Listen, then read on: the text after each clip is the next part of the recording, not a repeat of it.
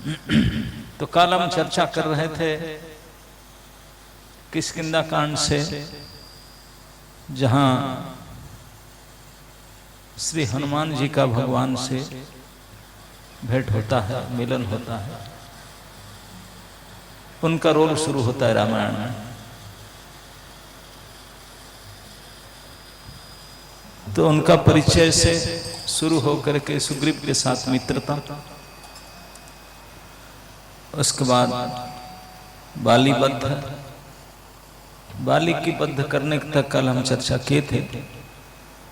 बाली बद्ध होने के बाद सुग्रीव को राज्याभिषेक हुआ, सुग्रीव वानर जाति के राजा बने और तभी शरद ऋतु का शुरुआत हुआ। तो भगवान राम बोले कि शरद ऋतु में कहीं जाना संभव नहीं है। आजकल भी लोग चतुर्मास करते हैं, चतुर्मास्या व्रत, और बड़े बड़े साधु संत एक एक स्थान में 4 महीने रुकते हैं। कहीं आना जाना करने का विधान नहीं है चतुर्मास में, क्योंकि ये 4 महीना जो बारिश होता है, प्राय जितने नदी है, नहर है, नाला है, वो सब पानी में भर जाता है। और पहले जमाने में इतने ब्रिज, इतने सुंदर सुंदर रोड ऐसा नहीं हुआ करता था, लॉन्च आदि, और ना तो इतने बढ़िया बढ़िया रोड रास्ता होता था। तो इसलिए रास्ता भर में कीचड़ भर जाना, नाना प्रकार के बीज अंकुरित होना, नाना प्रकार के छोटे छोटे जो इंसेक्ट्स, प्राणी सब चलता फिरना, अगर उस समय में यातायात होगा तो बहुत ज़्यादा जीव हत्या की चांसेस रहता है रास्ता में चलते समय। अब देखो ना, बारिश में कितने चिटियां घूमते रहते हैं, कितने सारे चलते। तो इसलिए साधु संत ये बारिश के 4 महीना, कभी बारिश होता है, उन लोग के पास इतनी सुविधा नहीं है, जंगल फंक्शन, तो ये सब के लिए बारिश में कहीं जाना नहीं चाहते थे बाहर, क्योंकि वो नद नदी भरा पड़ा है, रास्ता खराब है, जीवाणु बहुत चलते रहते हैं। ये सब जीव हत्या दोष से बचने के लिए वो घूमना फिरना नहीं करते थे, बाहर जाना परिव्राजन। तो एक जगह में रहते थे, एक जगह में रहे तो फिर नियम सेवा करने का नियम है। जब कहीं जाना आना कहेंगे नहीं तो फिर 2-3 बार भजन करने का जरूरत नहीं, एक टाइम भजन करे, बाकी से भजन करे। इस प्रकार के व्रत लेते हैं 4 महीना का। लेकिन आजकल चतुर्मास का नियम नहीं रहा, क्योंकि नीचे चलना ही नहीं पता, अधिकांश समय भाई हार जाता है, कीचड़ से कोई मतलब नहीं, ब्रिज से, नदी से, पानी से कोई मतलब ही नहीं। तो इस प्रकार विशेष आधुनिकता के कारण वो जो पहले का नियम रहा नहीं। लेकिन भगवान राम जब थे उस समय में, त्रेता युग में, निश्चित रूप से जाने आने का ये सब कारण की वजह से शरद ऋतु में, वर्षा का जो 4 महीना में कहीं आना जाना मुश्किल था, तो भगवान बोले कभी तो कहीं जा नहीं सकते हैं, एक जगह में रह करके भजन करना चाहिए, नियम सेवा करना चाहिए। तो उन्होंने माल्यवंत गिरी, ऋष्यमुख पर्वत के पास एक और पर्वत था जिसका नाम था माल्यवंत पर्वत। देवता लोग ने जानते थे कि परम भगवान आएंगे हमारे काम पूरा करने के लिए, वो यहाँ रहेंगे किसकी समय, चतुर्मास करेंगे। इसके लिए उनके लिए पहले से उन्होंने एक बहुत सुंदर जगह चुन करके गुफा बनाए थे, सारी व्यवस्था बना कर रखे थे, पहले से प्री अरेंज था भगवान के यहाँ चतुर्मास बिताने के लिए। तो भगवान ने लक्ष्मण के साथ माल्यवंत गिरी में चतुर्मास निवास किए, वहीं रहे। और बारिश के जो 4 महीना का विशेष दृश्य है रामायण में, सबसे ज्यादा विस्तृत वर्णन, सबसे शिक्षापद वर्णन उसी अध्याय है, शरद वर्णन में। भगवान ने बारिश के 4 महीना के हर एक चीज को देख करके, हर एक समय, हर एक वस्तु परिस्थिति को देख करके उसके साथ शिक्षा को जोड़ते हैं कि ऐसी शिक्षा है। बारिश होने से पहले की अवस्था, बारिश होते समय अवस्था, बारिश शरत आदि ऋतु आदि बारिश छूट जाता है उसकी अवस्था, उसके साथ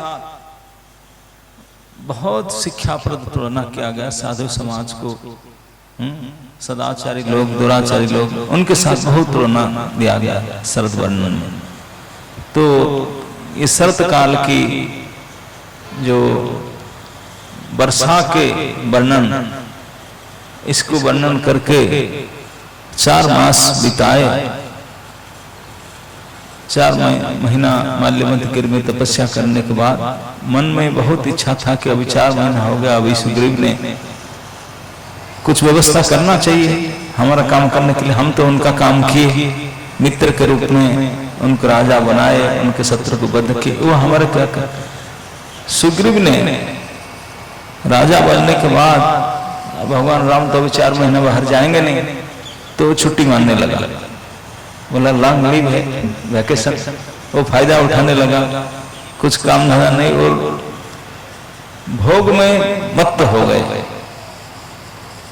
भोग में मत्त जब कभी कभी किसको हमको छोटा छुट्टी मिलता है, जैसे आजकल के लोगों का मन में बैठा है सबसे लंबा छुट्टी, पूजा छुट्टी, समर वैकेशन, विंटर वैकेशन, उनको कितने भोग राम में बिताना चाहिए पहले प्लानिंग करते हैं। इस साल समझ में कहाँ जाएंगे, कहाँ बिताएंगे, क्या खाएंगे, क्या करेंगे, मेनू पहले से डिसाइड करते हैं। इतने भोग उन्मुखी व्यक्ति है। यद्यपि भोगने का हमारे पास ना क्षमता है ना सामर्थ्य है, तब भी थोड़े बहुत समय मिलने से हम व्याकुल होकर के बहुत व्यवस्था करना चाहते हैं भोग भोगने के बारे में।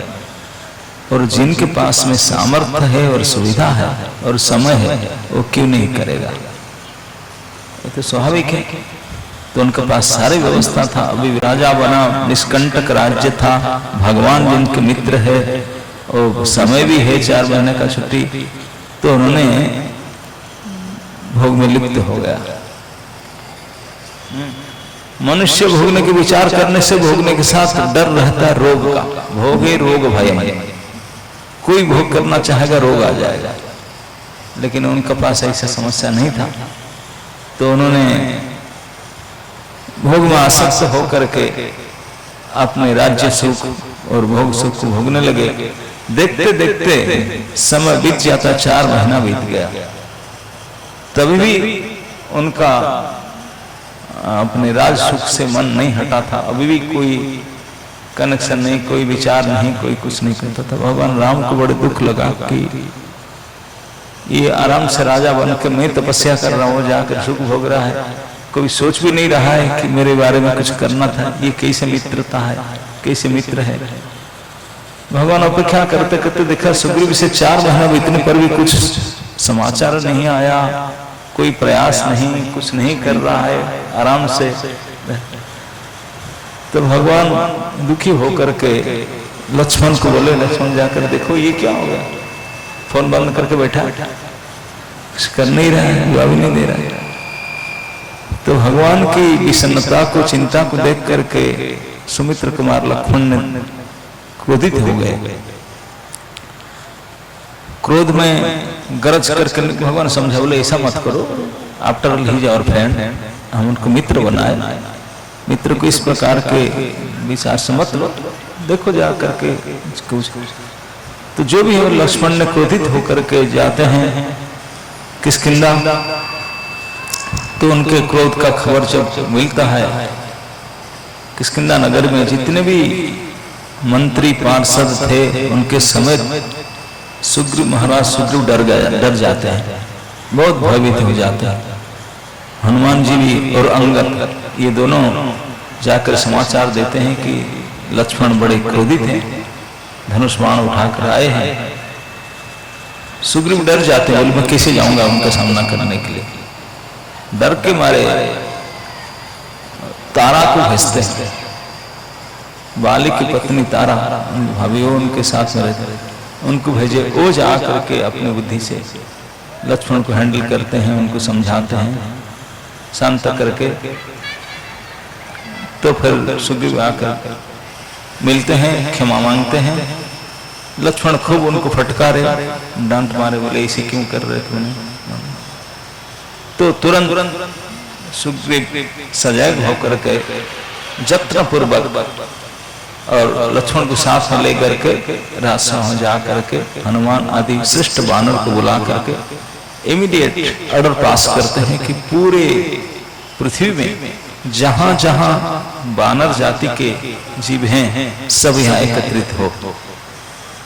ऑर्डर पास करते हैं तो चारों दिशा में मैसेज जाता है। तभी जमाने में मैसेज भेजने का जो मीडिया था उसी हिसाब से भेजते हैं। नेटवर्क तभी जमाने में था या नहीं था, जो भी था पूरे विश्व में मैसेज भेजते हैं। तो उसके पास वर्णन होता है कि सुग्रीव के इस प्रकार प्रयत्न को देख करके जब वानर रागों को सब बुलाए मीटिंग करने के लिए, पूरी पृथ्वी से अलग अलग प्रकार के रूप वाले, अलग अलग प्रकार के बल वाले, अलग अलग प्रकार के स्वभाव वाले, अलग अलग प्रकार के डिजाइन वाले सब वानर आने लगे। बहुत संख्या में, कोई ऐसे वानर युद्धपति नहीं था जो मिनिमम कुछ करोड़, 10 अरब, 100 अरब, 3 करोड़, 100 करोड़ से नीचे कोई ग्रुप नहीं लाते थे। 1 करोड़ तो मिनिमम 3 करोड़ था, 3-4 करोड़ से अधिक संख्या में वानर लेकर के आते थे। और वो हजारों लीडर्स अपने अपने ग्रुप लेकर के आते थे, जो ग्रुप कई अरबों खरबों का संख्या में था। और सब दुर्दांत, बहुत भयंकर रूप वाले, महापराक्रम करने वाले वानर सब आकर एकजुट हुए। बोलते हैं कि धरती में और कुछ दिखाई नहीं पड़ता था, वानर जैसा दिखा था, पूरा भर गया आकर। तो भगवान राम के सामने इस वानर सेना को दिखा कर भगवान राम बोले, इतनी बड़ी सेना, करोड़ों करोड़ों अरब खरबों संख्या क्या। और सब बहुत शक्तिशाली है, गरज रहे थे सब। भगवान प्रसन्न हुए, उनको लगा कि कुछ करेंगे वो लोग। तो प्लानिंग करके पूछे अब क्या किया जाए। भगवान बोले पहले पता तो लगाओ सीता जीवित है कि नहीं है। जीवित है तो कहाँ है। और मैंने सुना कि रावण राक्षस उनको हर लिया, रावण राक्षस कहाँ का है, उनका घर कहाँ का है, कौन दिशा में है, कैसे, ये पता तो लगाओ। पता लगाने के बाद फिर कुछ प्लानिंग करेंगे। तो पता करने के लिए सीता अन्वेषण के कार्यक्रम को सबसे पहले हाथ में लिया गया। पहले अन्वेषण किया जाए कि कहाँ है, कैसे है, किस प्रकार है कि नहीं। भगवान तो डाउट करते बोले है कि नहीं, पता करना पड़ेगा। तो इसके लिए पूरे वानर सेनाओं को 4 ग्रुप बनाए, 4 दिशाओं में जाएंगे, पूर्व, पश्चिम, उत्तर, दक्षिण, 4 दिशाओं में। पूर्व दिशा में बिनत नाम का वहां बलि वानर को लीडर बना करके भेजे, उनके कई अरब खरब सेना दे करके। उसके बाद एक एक ऐसी शतावली उसको उत्तर दिशा पर भेजे, पश्चिम दिशा पर सुषेण को भेजे। ऐसे बहुत विशाल विशाल ग्रुप दे करके। और जब ग्रुप डिवाइड हो गया चारों दिशाओं में, सुग्रीव ने बोले देखो आप लोग टाइम लिमिट है, ऐसे नहीं कि मन मर्जी जाओ। 1 माह का टाइम है, 1 मंथ ईच। 1 महीना के अंदर आपको आपका प्रोजेक्ट पूरा करके वापस आना है। अगर 1 महीना बीत जाए, आप नहीं आए, लेट किया, खोजे नहीं, तो आपको पनिशमेंट मिलेगा। पनिशमेंट प्राणदंड, मार दिया जाएगा, मार दिया जाएगा। 1 महीना के पहले आ गए तो ठीक है, सरेंडर कर ले, अपना काम किया, नहीं मिला। लेकिन 1 महीना तक आप टाइम खराब करेंगे और बोलेंगे कि नहीं मिला, तो ये पनिशमेंट होगा। तो इस प्रकार आलस्य छोड़ करके वहीं से सब अपना अपना बड़ विक्रम से ढूंढने के लिए चले।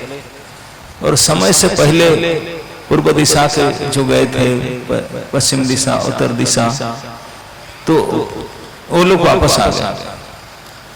लेकिन सबको यही मन में था कि दक्षिण दिशा हो, संभावना था। तो इसलिए दक्षिण दिशा को सुग्रीव ने जानबूझ करके बोले सबसे best choice stream south side भेजना है, क्योंकि सबसे ज्यादा आशा रहता है कि इसी साइड में होना हो, असुर ही होगा। तो उन लोग ने, सुग्रीव ने हनुमान जी को चुना। यद्यपि लीडर बना था अंगद को, युवराज अंगद को लीडर बना था, लेकिन हनुमान जी को स्पेशली बुलाकर सुग्रीव ने लेकर के आए भगवान राम के सामने, ला करके बोले प्रभु ये जो कपिराज है, हनुमत जो है, ये पवन देव के पुत्र है, पवन के समान वेगशाली, इतने बली है। उसके ऊपर उनके जन्म के समय में सारे देवताओं ने उनको अपना अपना तेज, अपना अपना शक्ति बल दिए थे वरदान से, और महाबली हैं। उनके आकाश में, जल स्थल अंतरिक्ष में कहीं भी उनके गति में कोई बाधा नहीं दे सकता, कहीं भी जा सकते हैं, इच्छा अनुसार रूप धारण कर सकते हैं, अपने को बढ़ा सकते हैं, घटा सकते हैं, और बल और तेज में उनकी तुलना में कोई ऐसे वानर और है नहीं, कोई दूसरे राक्षस भी नहीं हो सकता, इतने अतुलनीय बल समान। और केवल इतना नहीं, बल नहीं है, बल पराक्रम तो है, उनके समान बुद्धिमान भी है, समझदार भी है, और उचित परिस्थिति और काल स्थान को जान, पात्र को जान करके बर्ताव भी करते हैं, व्यवहार कुशल भी है, तो बड़े चतुर भी है। इसलिए सर्व गुण संपन्न ये जो हनुमान जी हैं, आप उनको विशेष आशीर्वाद कृपा दीजिए, और मेरा मन कहता है कि वही सफल होंगे, इसीलिए मैं उनको चुन करके दक्षिण दिशा पर दे रहा हूँ, क्योंकि मेरा 100% डाउट कि इसी दिशा में राक्षस है और वही सफल काम होंगे। जब इस प्रकार के इतनी बड़ी आशा भरोसा करके स्पेशल उनके गुणगान में वर्णन किया हनुमान जी को बुला करके, तो भगवान राम प्रसन्न होकर के हनुमान को पास में बुलाए और उनको आशीर्वाद दे करके, स्पर्श करके अपने हाथ से आपने श्री नाम अंकित मुद्रिका एक अंगूठी निकाल कर हनुमान जी को दिए। बोले मेरे विश्वास हो रहा है आप सीता को ढूंढ लोगे, जब ढूंढ लोगे तो अब तो सीता को देखा नहीं, मेरे पास फोटो तो है नहीं, कि तभी तो स्मार्टफोन नहीं था, नेट से डाउनलोड करके फोटो देख लो, तो व्यवस्था नहीं थी, तो किसी पहचानोगे सीता, सीता कैसे आपको पहचानेगी और आप कैसे पहचानोगे? तो इसलिए कुछ संतक ले जाना चाहिए, तो इसलिए भगवान ने बाकी किसी ग्रुप में किसी को नहीं दिए थे, केवल हनुमान जी को दिए। वो बोले मैं आपको ऊपर भरोसा कर रहा हूं। इस प्रकार से भगवान ने अपने बल, अपने कृपा आशीर्वाद दिए हनुमान को। हनुमान जी ने अंगूठी को लेकर के बड़े जत्न से अपने पास रख करके चले। अन्वेषण में चले, ग्रुप में, साउथ ग्रुप में एक पार्ट हुए, उनके ग्रुप लीडर थे अंगद, वालीपुत्र युवराज अंगद। और सबसे ज्यादा कठिनाई पड़ा साउथ ग्रुप में, क्योंकि जहां सफलता होता है यही लक्षण है, सफलता होने से पहले असफलता आएगा ही आएगा। बिना असफलता से सफलता कैसे आएगा? बिना रात में कभी दिन होता ही नहीं, बिना पतन से कोई उत्थान होता ही नहीं, तो इसलिए असफलता। दक्षिण दिशा पर जो वानर लोग गए थे उनको ऐसे ऐसे स्थान में गुजरना पड़ा, ऐसे ऐसे गिरि प्रांत, वन प्रांत मिला जहां पर कोई पेड़ भी पतल नहीं होता था, फल नहीं होता था, जड़ में मूल नहीं होता था, नदी में जल नहीं होता था, कुछ खाने पीने के नहीं मिला। कई दिन तक भूखे प्यासे गुजरे, ऐसे जाते बड़े, कभी कभी कोई गुफा के अंदर, कोई राक्षस के पास, बड़ी कठिनाई से गुजरते गुजरते जो टाइम था उनका वो पूरा होने लगा। एक माह पूरा होने लगा, कोई पता नहीं चला, तो सब रोने लगे। लास्ट में जो स्वयं प्रभाव जब गुफा में जाकर मिले थे दक्षिण दिशा पर, वहां तो सब गायब हो गए, बोले हम मर गए, पता नहीं कहां चले गए। कई दिन से खाए पिए नहीं थे, बड़े मुश्किल से मैदानवपुरी पर पहुंचे, स्वर्णपुरी पर स्वयं प्रभा की कृपा से उनको भोजन आदि मिला। तो उन्होंने फिर उनको रास्ता बताया, उन्होंने समुद्र किनारे पहुंच करके डेट देखे, इस टाइम ओवर हो चुका है, अब अगर वापस भी जाते हैं सुग्रीव मार डालेंगे। सब वानर बोले ये तो पहले से हमको गाली देते थे, अभी टाइम ऐसे गया मार डालेंगे। हम जानते कितने क्रूर है, कितने निष्ठुर है, और ऊपर से राम भगवान इतने दुखी है, उनके ऊपर एक्शन लिए, वो हमारे ऊपर एक्शन लेगा, गुस्सा होता हमको मार डालेगा। इससे जाकर के उनसे मरे क्या, इस समुद्र किनारे फास्टिंग करके मरते हैं, जब करके।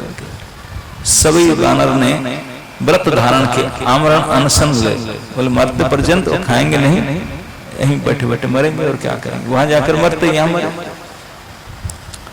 सब दुखी होकर के इस प्रकार व्रत धारण करके समुद्र किनारे बैठे मरने के लिए, आपस में बातचीत करने लगे।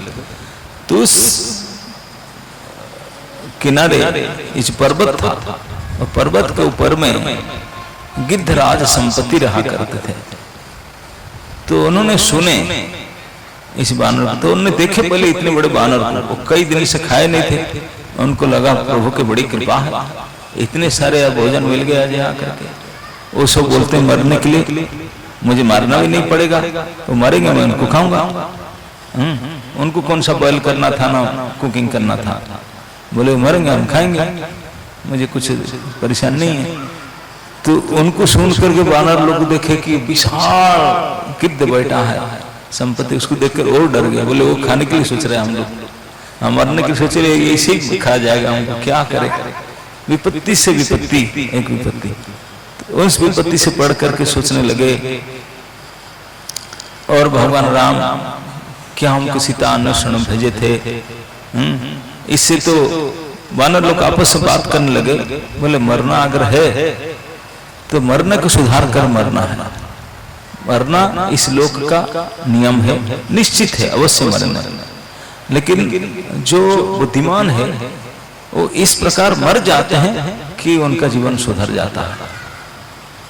तो उन्होंने जो बुद्धिमान वानर थे वो जटायु के उदाहरण दिए, बोले देखिए जटायु एक गिद्ध था, कोई बुद्धिमान मनुष्य था नहीं तपस्या, लेकिन फिर भी उन्होंने मर पाया इतने अच्छा से, तो उनका जीवन सुधर गया।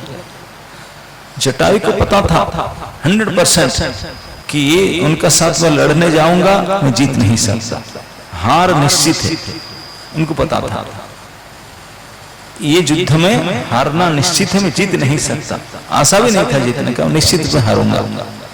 हारने का निश्चितता जान करके और हारूंगा और मरूंगा भी, इंजर्ड होकर के अंग भंग होगा मरूंगा, ये बात को अच्छी तरह से समझ करके जान करके भी उन्होंने लड़ने के लिए गया।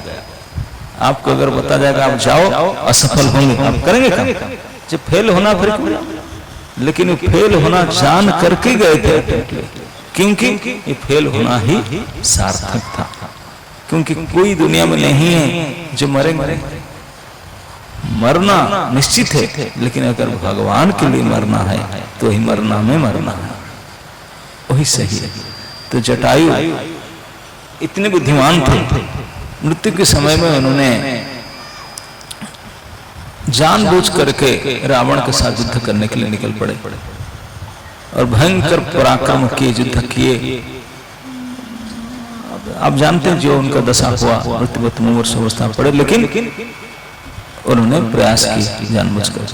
तो उन लोग सब बात कही, बोले हम लोग को ऐसे किए तो भगवान राम के काम करने के लिए जटायु ने इतने अपने जीवन सफल किए, तो हम लोग भी कुछ करें, लेकिन क्या कैसे करें। जटायु का नाम सुनते ही संपत्ति बोलने लगे, जटायु का नाम ले रहे हैं कि संपत्ति जब थे जटायु के बड़े भाई थे। तो उन्होंने बुला के पूछे बताओ क्या घटना है, मेरे भाई का नाम बड़े दिन के बाद मैं सुनता हूँ। तो बोले डरो मत, मैं आपको अभी नहीं खाऊंगा, मुझे बताओ डिटेल। मेरे भाई का नाम लेते हैं, भाई की मृत्यु के बाद मैं बड़े दुखी हो रहा हूँ, डिटेल बताओ क्या हुआ कैसे हुआ। तब अंगद आदि बानर लोग उनके पास में आए, उनको इस पर्वत के शिखर से उठा करके, उड़ने उनके पंख नहीं था, पंख जल गया था, उनको उठाकर नीचे लेकर के आए और उनके चारों तरफ बैठ करके उनको बातचीत करने लगे। तो वो संपत्ति बड़े खुश होकर के बता रहे अपना बात, बोले मैं कितने पुराना हूँ, 8,000 साल तो यहीं बैठा हूँ, पंख जल गया। उसके पहले मैं कितना पुराना हूँ। बोला जब वामन देव आए थे मेरे सामने की आंखों देखी हाल बाली के साथ कैसे त्रिविक्रम बने, कहाँ कहाँ पैर रखे, मैंने सब देखा हूँ। इंद्र का वृत्तासुर का लड़ाई मेरे सामने हुआ था, ऐसे बताने वाला मैं सब आंखों देखा है, सब देखा। कितने सीनियर है। तो उन्होंने बताने लगा और फिर बोला कि आप फिर जटायु का नाम सुना, कैसे मरा, कैसे बहुत प्रसन्न हुआ और उन्हें संबंध बताया। और फिर बोला कि आप सीताराम का काम करते हैं, बहुत प्रसन्न हुए। तो सीता जी को ढूंढने का काम नहीं करते, मरने मैं बताता हूँ आपको। बोला कि मेरा एक बेटा है सुपार्श्व करके। बोला मेरा जब पंख जल गया, उन्होंने बताया कि क्यों जल गया। बोला एक बार हमने जब इंद्र ने वृत्तासुर को जीत लिया तो हमसे वृत्तासुर जीत लिया, इंद्र के इतने बलवान है। तो हम जटायु और संपत्ति बोले दोनों हम गए इंद्र से लड़ने के लिए। वो इंद्र से लड़े, उनको परास्त कर दिए। देवताओं को, देवराज इंद्र को परास्त कर जब आ रहे थे तो सूरज देखने लगे हम। तो बोले सूरज को जा रहे हैं, उठा लेंगे। तो सूरज के मध्याह्न समय था, तो उसके तेज से सबसे पहले जटायु को बड़े पीड़ा हुआ। तो जटायु को सूर्य की तेज से बचाने के लिए संपत्ति ने अपने पंख फैलाए, तो पंख जल गया उनका। जटायु बच गए, संपत्ति के पंख जल गया। उन्हें आकाश से नीचे गिर करके इस विंध्यगिरि के ऊपर पड़े आकर। तभी से हजारों साल से ही बैठे, मैं तो पढ़ा हूँ इसलिए। और मेरा एक पुत्र है सुपार्श्व करके, वो मुझे ला करके भोजन दे जाता है। बोले यदि हम पक्षी जाति के हैं, लेकिन पिछले जन्म का कोई गड़बड़ी, कोई पाप किए होंगे, तो पक्षी होकर भी मांसाहारी है। पक्षी होकर भी मांसाहारी है पक्षी। तो हम दूसरी चीज नहीं, फल फूल नहीं खाते, मांसाहारी है। तो इसलिए मेरा बेटा सुपार्श्व ने प्रतिदिन मेरे लिए आके भोजन यहीं होम डिलीवरी देता है। तो इसलिए मैं सीता जी के बारे में जानता हूँ। एक दिन की घटना मेरा बेटा मुझे बता रहा था। बोला एक दिन उन्होंने ढूंढा था कहीं लाने के लिए, मांस लाने के लिए, मिला नहीं। तो अंतरिक्ष में जाकर के कहीं खड़ा हो गया था, समुद्र संतुलन। तो उस दिन बता रहा था कि काला राक्षस एक बड़ी तेजस्वी स्त्री को हरण करके ले जा रहा था, और वो स्त्री ने चिल्ला रहा था राम राम करके, राम लक्ष्मण करके, इस प्रकार। तो उनको देख करके, राक्षस और स्त्री को देख करके क्षमता दिए हैं, हम देख सकते हैं। जटायु ने बोलते हैं कि कई प्रकार के पक्षियों का उड़ान कितने दूर तक होता है। बोलते हैं जो कबूतर, गोरैया कबूतर होते हैं, वो बहुत लिमिटेड ऊपर तक उड़ते हैं, उससे ज्यादा। उसके ऊपर तक कौवा जाता है, उसके ऊपर चील जाता है, उसके ऊपर बाज जाता है, उसके ऊपर 5वां स्थान में गीद जाते हैं, 100 योजन का हाइट तक उड़ जाते हैं। उसके ऊपर में केवल गरुड़ जाते हैं। तो गरुड़ जी के नीचे हम रहते हैं, हमारा पोस्ट। इतने हाइट में उड़ने वाले पक्षी होते हैं, इतने विशाल का शरीर, लेकिन इतने ऊपर तक उड़ते हैं। उड़ने पर भी भगवान ने हमको ये विशेष सामर्थ्य दिए, सुविधा दिए हैं कि 100 योजन से अधिक दूर से हम देख सकते हैं विदाउट चश्मा। उनको कभी चश्मा नहीं लगता। बिना चश्मा में सैकड़ों योजन दूर से वो देख सकते हैं, चीज को देख सकते हैं। वो पता लगा लेंगे डेड है कि मरा है कि बच्चा है, कैसे, और खाने के लिए आ गया। ये दृष्टि शक्ति, अमोघ दृष्टि शक्ति गिद्धों को है, दूसरों का नहीं है। ऊपर उड़कर देख लेते हैं। तो उन्होंने बोला कि तो इसलिए मैं ये बैठकर देखता हूँ, लंकापुरी की मैं देखता हूँ,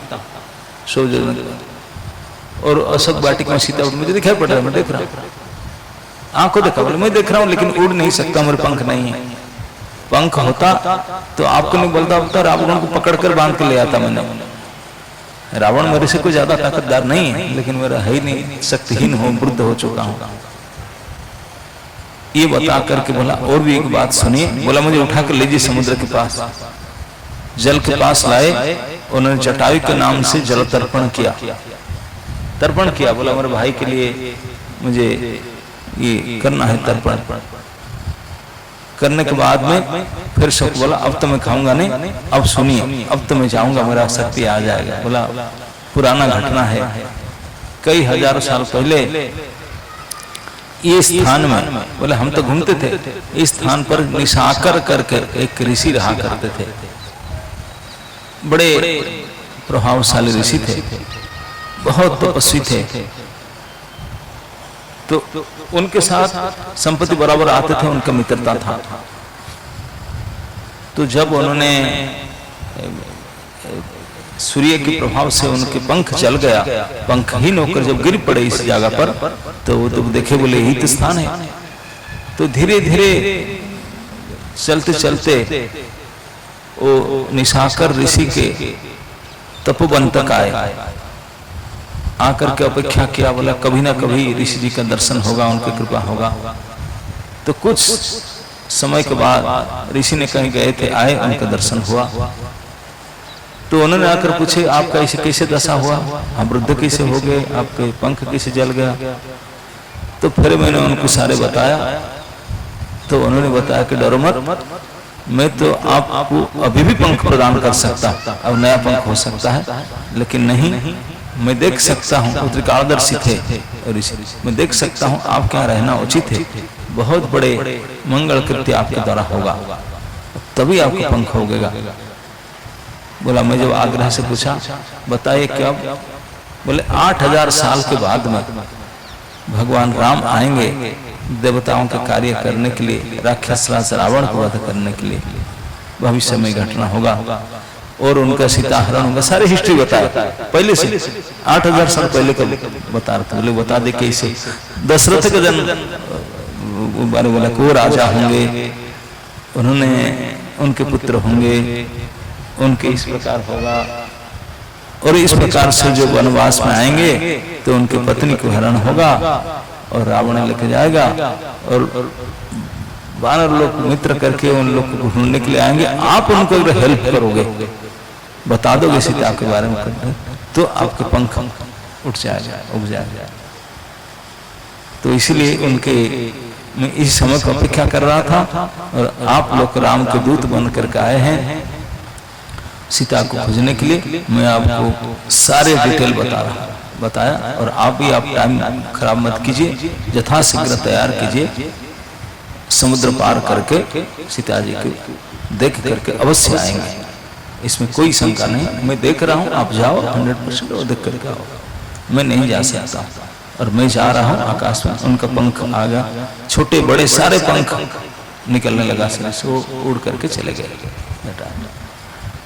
संपत्ति ने चला जाने के बाद में भारी मीटिंग होने लगा, उनके बड़े उत्साह आ गया, जो पता चल ही गया कि सीता बोले मैं देख ही रहा हूँ, देख सकते थे।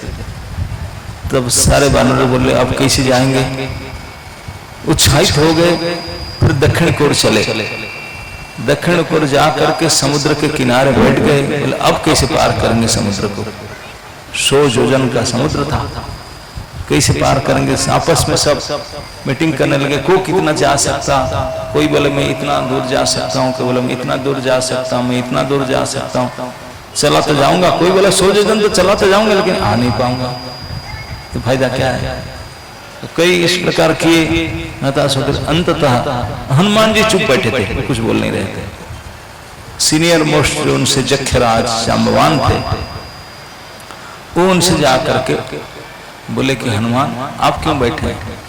तो उनको अपने जन्म कथा बताने लगे हनुमान जी को। उनको भूल गए थे, उनके जन्म के समय के जो देवताओं के द्वारा वरदान आदि से बताए। बोले आप तो अतुल बल संपन्न है, आप तो समुद्र के किसी भी ग्रह दशा कहीं भी जा सकते हैं, कोई अब रोक नहीं सकता। अवाद गति है, सारे उनको बताने लगे, सारे शक्ति को याद दिलाने लगे। तो हनुमान जी की जब शक्ति याद आने लगा तो उन्होंने हर्ष से भर गए, बड़े उत्साह से गर्जना करने लगे। बोले चिंता मत कर, भगवान राम का काम करने के लिए मैं जाऊंगा, अवश्य जाऊंगा। तो उनके इस प्रकार बल, उनके पराक्रम, उनके उत्साह को देख करके पूरे अंगद के ग्रुप में जितने वानर थे सब खुश हो गए, सबका क्षुधा पिपासा दूर हो गया। सब खुश होकर के उनको प्रशंसा करने लगे हनुमान जी को। बोले हम वेट करेंगे, आप प्लीज आइए, हम कोई नहीं जाएंगे, हम सभी वेट करेंगे, जो भी हो फल मूल खा करके रहेंगे, आप जब तक नहीं आएंगे तब तक।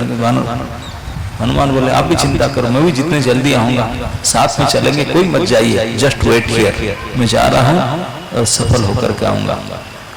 तो इस प्रकार कह करके हनुमान जी ने जाने के लिए विचार किए, सभी से सम्मति प्राप्त करके परामर्श करके अपने बल बूतों का आइडिया लगा करके हनुमान जी जब सागर को पार करने के लिए, पराक्रम करने के लिए विचार करके, कैसे जाऊंगा, कहां से जाऊंगा,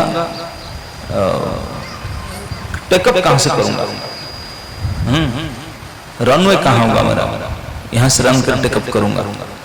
तो इस प्रकार चारों तरफ देखे, वहां महेंद्र चल थे, महेंद्र गिरी था समुद्र के किनारे, वो जो पर्वत था महान महेंद्र चल, उसको देख करके वहां गए, विशाल पर्वत, और उस पर्वत के ऊपर को जा करके जब डिसाइड करने लगते हैं तो अभी किष्किंधा कांड खत्म होकर के फिर हनुमान जी का पराक्रम सुंदर कांड शुरू होता है वहीं से।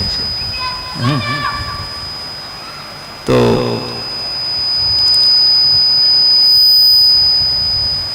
वहां से हनुमान जी समुद्र पार करने का पराक्रम करते हैं। इस विशाल महेंद्रगिरी के ऊपर जाकर के एक ऐसी जगह चट्टान चूज करते हैं कि जहां से मैं टेकअप लूंगा। तो वहां बैठ करके आकलन करते हैं, फिर प्रार्थना करते हैं पिताजी को, फिर भगवान राम को स्मरण करते हैं, उनको उनके बल पर अपने कृपा को धारण करते हैं, और पूरा अपने पोजीशन ले करके, जैसे 1 2 3 रन करने के लिए आपने को पोजीशन लेना होता है तो पोजीशन लेते हैं।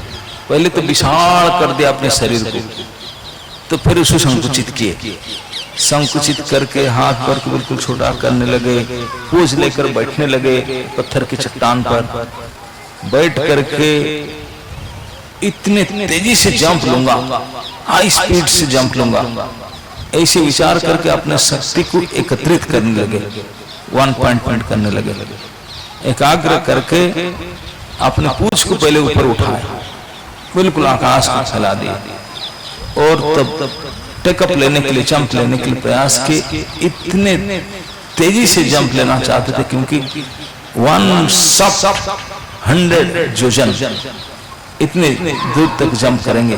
हम लोग को अगर 2 फीट तक जंप करने के लिए बोलते हैं, हम कितने बार देखते हैं, फिर वापस आते हैं, दौड़ते हैं, पीछे हटते हैं, क्या करते हैं ना, और फिर करते भी कर भी नहीं पाते, गिर जाते हैं जो भी हो, फिर दोबारा प्रयास करते हैं। हनुमान जी के पास सब इतना चांस नहीं था दोबारा प्रयास करेंगे, क्योंकि कोई स्थल भाग नहीं था, वो समुद्र था, समुद्र में गिरेंगे, इतने बड़े रिस्क कैसे लगा, कोई बात नहीं, बालू बिछा करके और मुलायम चादर बिछा कर हम जंप करते हैं, अगर गिरेंगे भी तो कुछ नहीं होगा, चांस लीजिए, है कि नहीं? ऐसा तो था नहीं, महान समुद्र के कोई उल्लंघन करना था, कुछ नहीं तो मरना था अगर गिरोगे तो इसलिए कितने समुचित विचार प्राण बुद्धि लगा करके किए होंगे। तो वहां जाकर के इतने हेवी वेट करने लगे और इतने हेवी बोझ लेकर के इतने महान पराक्रम से वो जंप किए। वर्णन करते हैं वाल्मीकि जी, बोलते हैं जंप किए, टेकअप लिए,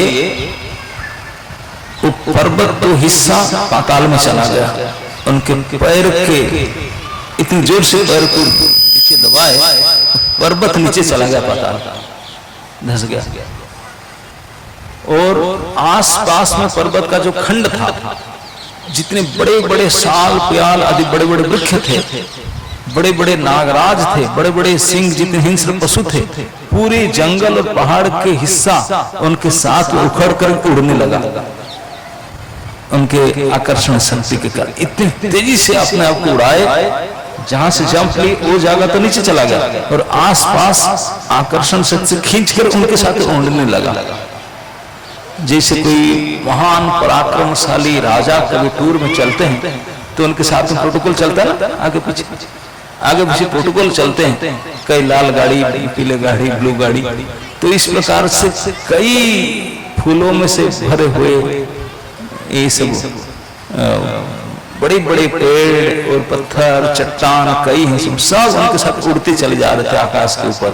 बड़े रंग बिरंगे प्रोसेशन की तरह दिखता था इनके साथ में। हनुमान जोड़ चारों तरफ घिरे हुए जोड़ इतने तेज, कई ऊपर तक मेघ में उड़ा कर लेकर जा रहे थे। जहां जहां हनुमान जी से थोड़ा सा आकर्षण में जिसका घटता था वो समुद्र में गिरता था, वो समुद्र में गिरता था। और जो आकर्षण रहता था आसपास वो खींचे चले जा रहे थे, चलते चले जा रहे थे। तो हनुमान जी जब टेकअप लिए सीधा आकाश पर उठे, इतनी तेजी से उठे कि कई विशाल पर्वत खंड पेड़ उनके साथ उड़ रहे थे पशु पक्षियों के साथ। इतने दिखने बनता था सुंदर कि ऊपर से सारे देवता जख्य राक्षस गंधर्व किन्नर देखकर कुछ वाह देखने लायक है, क्या विशाल दृश्य है। तो हनुमान जी जब ऊपर उठे, मेघ के ऊपर चले गए, तो उनके समुद्र के ऊपर उनका छाया दिखता था। वो छाया को मेजरमेंट कर किए थे, शायद पता नहीं कैसे मेजरमेंट किए थे। लिखा गया कि 10 योजन चौड़ा और 30 योजन लंबा। एक योजन कितना किलोमीटर? 8 किलोमीटर लगभग, 8 किलोमीटर है एक योजन। तो समझ लीजिए 80 किलोमीटर चौड़ा और 230 किलोमीटर लंबा उनका छाया था, उनके शैडो वो चलता था समुद्र में। हमारा कितने किलोमीटर का होगा? किलोमीटर का मीटर ही नहीं होगा 5 फीट का तो ही, लेकिन उनके शैडो 240 किलोमीटर का था। 240 किलोमीटर बाई 80 किलोमीटर से कितनी बड़ी होगी उनका शरीर। इतने विशाल शरीर से आकाश में उड़ान भर रहे थे उन्होंने, इतने बड़ी शरीर से। तो उनको देख करके सारे प्रसन्न होते, सब डाउट भी करते क्या सच में इतने विशाल शरीर देख करके 100 योजन पार कर जाएंगे। इस प्रकार के जो भीषण पराक्रम चल रहे थे, इतने विशाल रूप लेकर के समुद्र देख करके प्रसन्न हुए। समुद्र बोले देखो ये हनुमान जी ने अपना तो कुछ है नहीं काम, इतने बड़े हाई रिस्क जा रहे हैं, किस लिए? इक्ष्वाकु कुल नंदन श्री राम के सुख के लिए, उनके कार्य के लिए। और इक्ष्वाकु वंश के नरेश सगर ने मुझे बनाया, वो मेरे कुल देवता है। इक्ष्वाकु वंश मेरा कुलदेव है। वही सागर को जानते ना, सगर महाराज सगर थे, उनके बेटों ने सागर को बनाया था गोद खाद करके। बोले उन्होंने मुझे बनाया बढ़ाया, तो वही वंश के राजा है।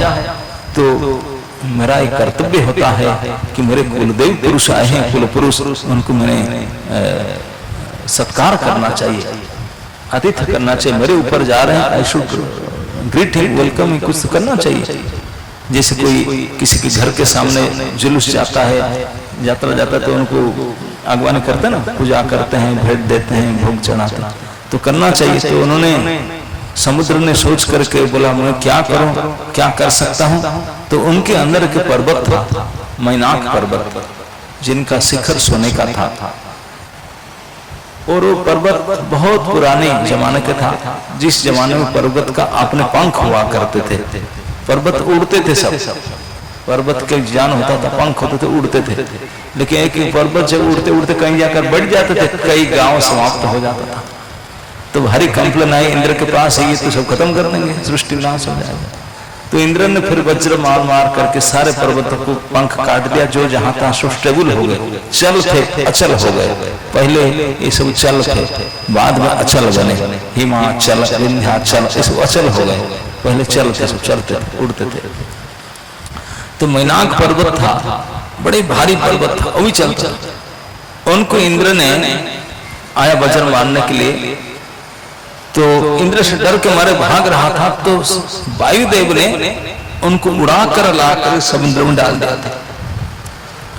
तो मैना को पता चला, बोले आपके कुल देवता के कुल पुरुष के काम करने के लिए हनुमान जी जा रहे हैं, आप उनके आतिथ्य करना चाहते हैं। अरे मेरा भी तो कुछ करते हो ना, क्या ना मुझे वायु देवता ने तो आश्रय दिया, नहीं तो मैं कहा वही लाकर मैं छिपा जाए, इंद्र मार दिया हो तो मुझे इंद्र तो वज्र मार ही रहा था, लेकिन वायु ने उड़ा कर लाकर मुझे यहाँ रख दिया।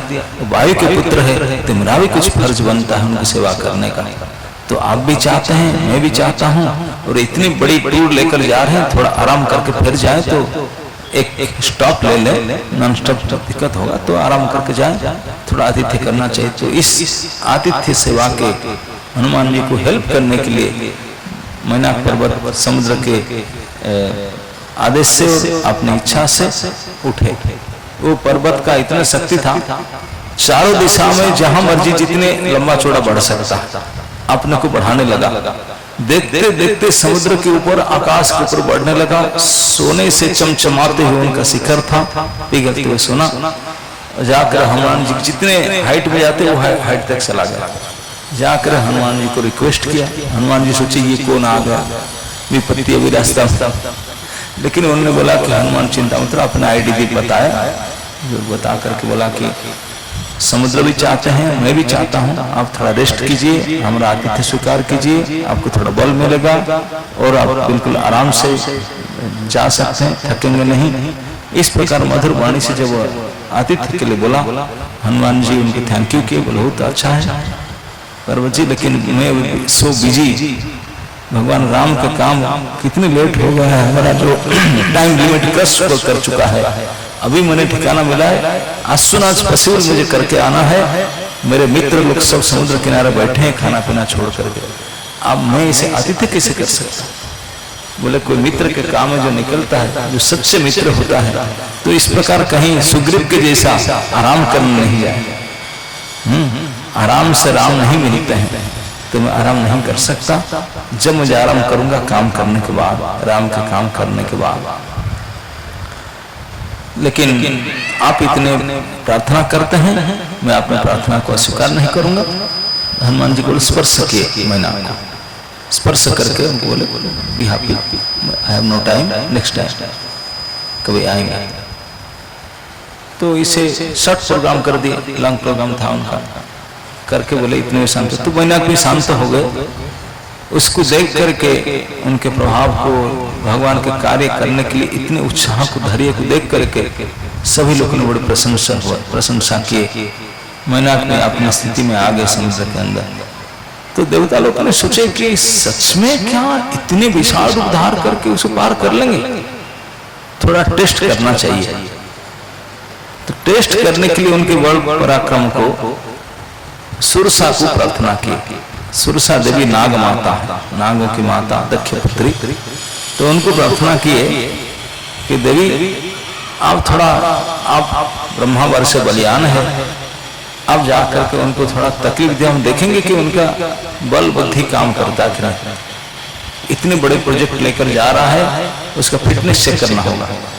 तो फिटनेस चेक करने के लिए आप थोड़ा हमको मदद कीजिए, डू समथिंग, तो हम देखेंगे कि वेदर इज फिट और नॉट। तो उनके आदेश पा करके दक्ष पुत्री नाग माता सुरसा समुद्र के अंदर थी, उन्होंने उठी, उठ करके अपने मुंह को फैलाया और हनुमान जी इतने हाइट में, वो आकाश में उठ गया। उठ करके मुंह फैला, बोला अब तू बच नहीं सकता, मेरे आहार बन, मेरे मुख में आ जा, मेरे मुख में आ जा, मैं किसी को ही खा सकता हूँ, मुझे लांघ कर कोई जा नहीं सकता, किसी का शक्ति नहीं, आजा। हनुमान जी बोले अरे अब क्या करें। ये सब को देख करके हम अनुमान लगा सकते हैं, चाहे आप कितने बल बुद्धि विक्रम पराक्रमशाली क्यों ना हो, और साक्षात भगवान की कृपा आशीर्वाद से युक्त क्यों ना हो, भगवान के लिए कोई निजी स्वार्थ नहीं, भगवान के कार्य करने के लिए ही चेष्टा क्यों ना किया हो, इसलिए ये मत सोचो कि विपत्ति नहीं आएगा, तकलीफ नहीं आएगा, चैलेंजेस नहीं आएगा, बकायदा आएगा। ये सब कुछ होते हुए आएगा, लेकिन हम उनको सामना करना पड़ेगा। We have to face the challenges, that is our success. धैर्य नहीं खोना चाहिए, बिल्कुल उत्साहित धैर्य के साथ में अपने बल बुद्धि को उपयोग करके इस चैलेंजेस को सामने करके आगे बढ़ना होगा।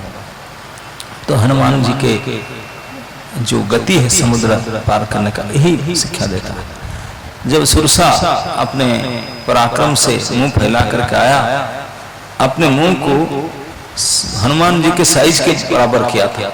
बोला देख मेरे इतना तो आ जा मेरे मुख में। हनुमान जी बोले माता मुझे खाना चाहते हो? एक्सक्यूज मी, मेरे बात थोड़ा सुनना। मतलब मैं कोई ऑब्जेक्शन नहीं करता, मुझे आप खा सकते हैं, लेकिन मैं भगवान ने सारे डिटेल, हनुमान जी डिटेल बताया उनको। बोले इस प्रकार भगवान राम दुखी हैं, उनका पत्नी का अपहरण हुआ है और इसी से रावण से मैं उनको जा रहा हूँ, मैं उनको पता लगाकर मैसेज दे दो, then surely I will come to you, मैं आपके पास आऊंगा और मुझे आप खा सकते हैं। अभी थोड़ी देर के लिए मुझे छोड़ दीजिए, मैं एक काम में हूँ, एक काम पूरा करने के बाद मैं वचन देता हूँ आपको साथ मुझे खा सकते हैं, अभी तो मुझे काम करने दीजिए, ये प्रभु का काम है। वो सुरसा ने बोला ना अब नहीं जा सकता, मैं अलाउ नहीं करूंगा, आपको आना पड़े, मैं खाऊंगा। हनुमान जी ने रिक्वेस्ट की, माना नहीं, तो हनुमान जी बोले चलो उससे टाइम खराब करना जरूरत नहीं, जो समझता नहीं है तो उसके पास टाइम खराब कर दूसरा उपाय से निकलना पड़ेगा। बोले ठीक है, लेकिन तेरा मुंह छोटा है, मेरे साइज कैसे खाओगे तुम? तो बोले नहीं, तू जितने बड़े मैं और बड़ा कर देता हूँ, अपने मुंह को इतने बड़ा कर दिया। हनुमान जी अपने को बड़ा किया, वो बड़ा किया, 10 योजन हो गए हनुमान जी, वो 20 योजन मुंह किया। हनुमान जी 30 योजन, ये 40, ये 50, 60, 70, 80, 90, 100 योजन तक समुद्र की वाइड योजन था। आपने मुंह फैला दिया 100 योजन का, बताओ उड़ने क्या जाए, उसमें से चले जाए समुद्र पार हो जाएगा। इतने चौड़ा तो 100 योजन था, अपने मुंह फैला दिया उन्होंने। लेकिन हनुमान जी इतने बुद्धिमान थे, 90 योजन तक किए थे अपने को, और वो अपने मुंह 100 योजन तक फैला था सुरसान। तो हनुमान जी ने इमीडिएट अपने आप को एक अंगुष्ठ मात्र कर लिया, इतनी छोटा बना दिया।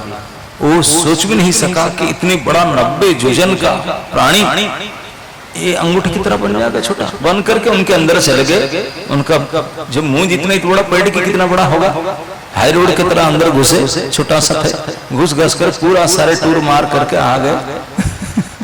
बोले मैं गया और आया, अब तेरा मुंह में तेरे गर्भ में जाकर आ चुका हूँ, you have to leave me now. Surasa ने बोला ये बड़ा चतुर था, इतने छोटा बनकर जाकर आ भी गए।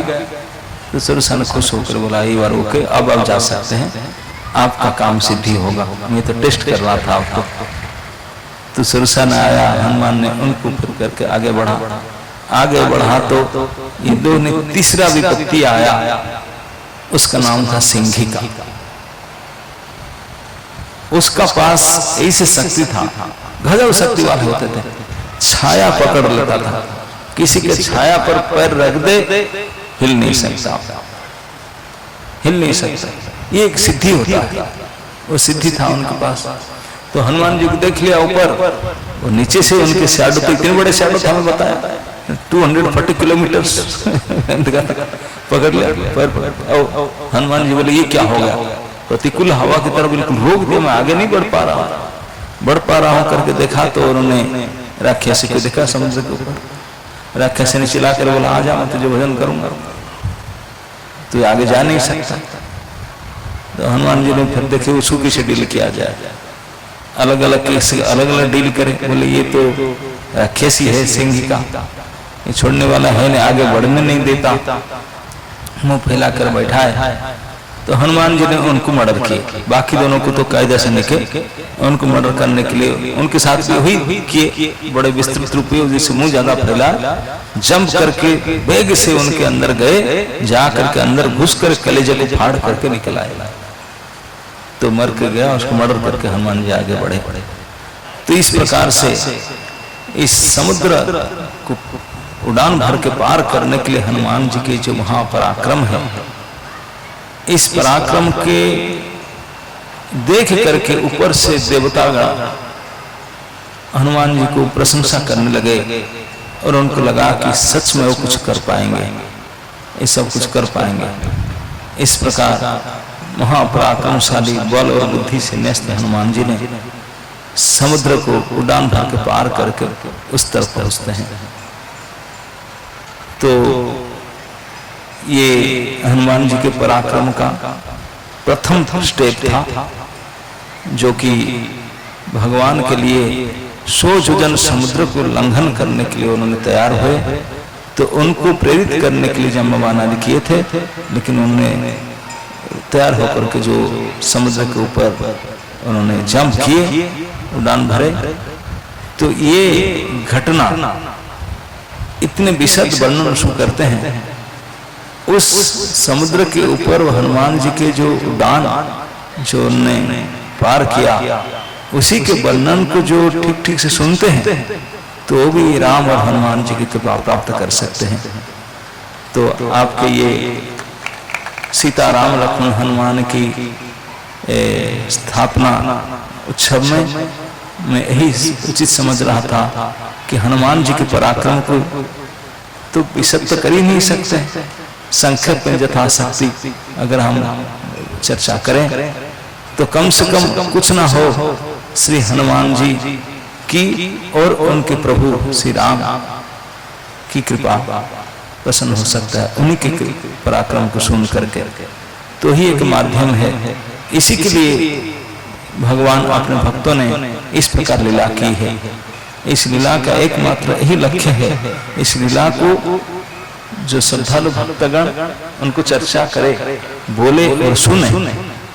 केवल उसको बोलना और सुनना, चर्चा करने से ही भगवान राम की विशेष कृपा प्राप्त हो जाएगा और हमारा सामर्थ्य में वृद्धि होगा, ताकि हम जीवन सफल कर पाएंगे। तो ये एक मुख्य मुद्दा है। तो जैसे हम चर्चा कर रहे थे कि यद्यपि श्री हनुमान जी परम सामर्थ्यवान थे, अतुल बलनीय थे, बुद्धिमान थे, सब कुछ था, उसके ऊपर में साक्षात श्री भगवान की मुद्रिका लेकर के जाते भगवान पहले जानते थे कि he will be only successful, यही सक्सेसफुल होगा। नहीं तो करोड़ों वानर जुटपति से भगवान किसी को अपने अंगूठी नहीं दिए, उन्हीं को ही दिए थे। सुग्रीव का भी पूर्ण भरोसा था, राम का भी पूर्ण भरोसा था, सभी का भी पूर्ण भरोसा था, उन्हीं को चुन करके दिए थे। तो भगवान ही शास्त्र कहता है जिनको कृपा करते हैं वो जिनको चुनते हैं। भगवान की कृपा प्राप्त करने के लिए और कोई उपाय नहीं है। कोई वेद शास्त्र पढ़ करके, कोई तप जप के माध्यम से किसी प्रकार से प्राप्त नहीं कर सकते हैं। अगर प्राप्त करना हो तो भगवान की कृपा के पात्र होना पड़ेगा। भगवान जिनको चुनेंगे उनको कृपा करेंगे। किसको चुनेंगे? अब प्रश्न आता है भगवान किसको चुनेंगे? अब तो भगवान अपने हिसाब से करते हैं। वही वेद में बताया गया कि वो तो उन्हीं को ही अपने को बताते हैं जिनको कृपा करते हैं। तस्यैव एष श्रीगुणतां तनुस्वाम। तो किसी को उन्हें चुनेंगे भगवान ने, भगवान उन्हीं को चुनेंगे जो अपने भक्तों की सेवक हो, उनको चुने। भगवान की कृपा भक्त कृपा के अनुगामिनी है।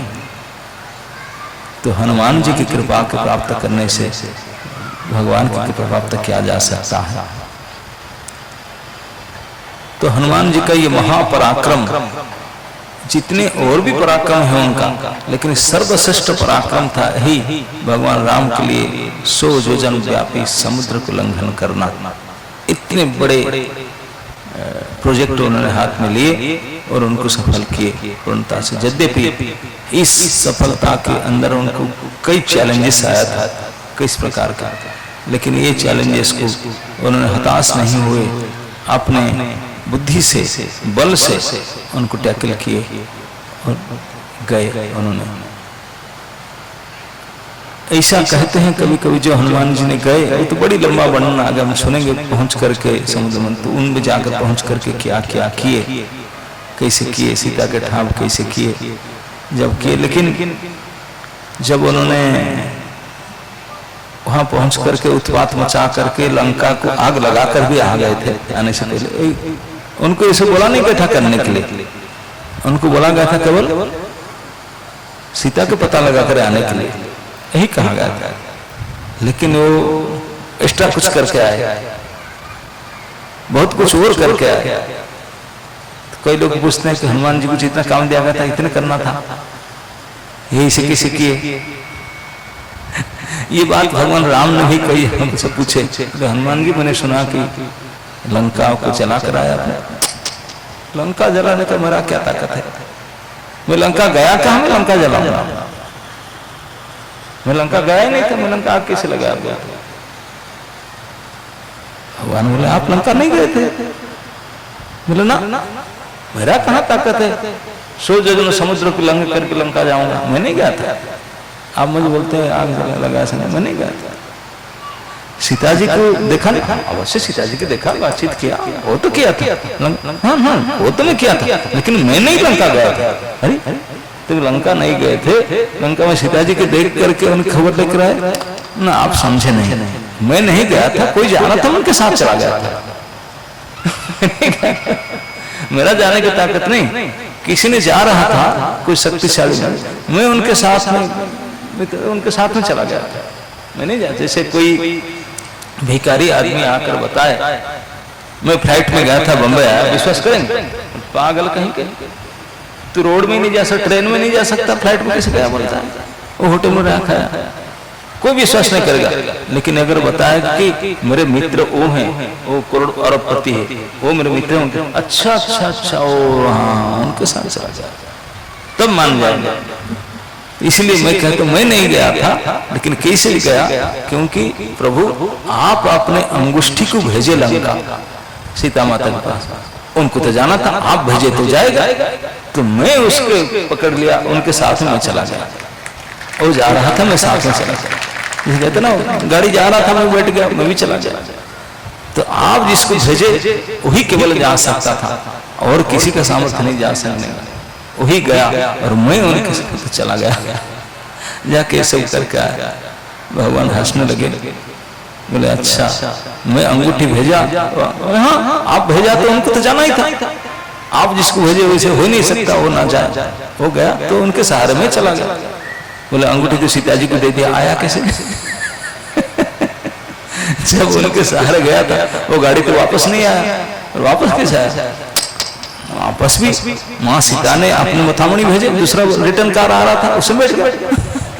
वो गाड़ी रिटर्न नहीं आ रहा था, वो रिटर्न गाड़ी वैसे आ रहा था, उसके सहारे आ गया, है ना नहीं?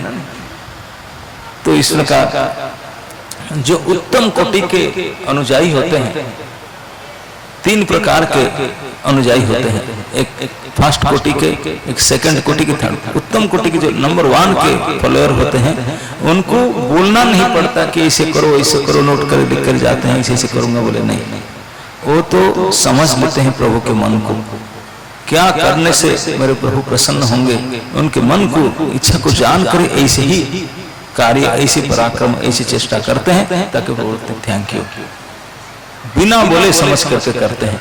ये उत्तम कोटि के अनुयायी शिष्य होते हैं। जो इस कोटि के नहीं है, सेकंड ग्रेड के शिष्य होते हैं, उनको बोलना पड़ता है, ये करना, ओके, वो नोट करके जाता है, वही करता है, जो बताया गया वही करता है। ये कम से कम सेकंड ग्रेड के। थर्ड ग्रेड के होते हैं, उनको बोलने से बोलेंगे क्यों, ऐसा नहीं, ऐसा करने से नहीं होगा, जुक्ति करेंगे,